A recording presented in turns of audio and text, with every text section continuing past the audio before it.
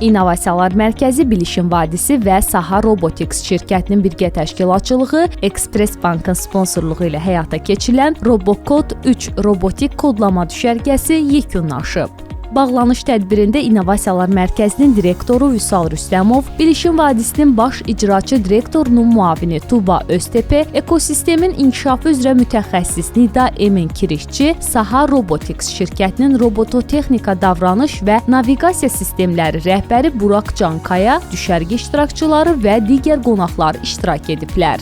Demək olar ki, hər bir tələbə müxtəlif təlimlərə qoşuldu və 6 dərsin tamamında artıq əyani şəkildə workshoplarda iştirak edərək öz yaradıcı fikirlərini məhsula çevirməyə bacardılar və bu günləri isə həmin o gənclər bizə müxtəlif sənayedə həll olan robotları təqdim etdilər. 3 yıldır bakıyorum, gelişimini şöyle özetleyebilirim. Bu sene gördüğüm fikirler bence diğerlerinden çok daha iyi ve çok daha ayaklarıyla basan fikirlerdi. Açıkçası puan vermekte zorlandım çünkü hepsi birbirinden güzeldi. En son puan vereyim istedim ki adaletsizlik olmasın diye.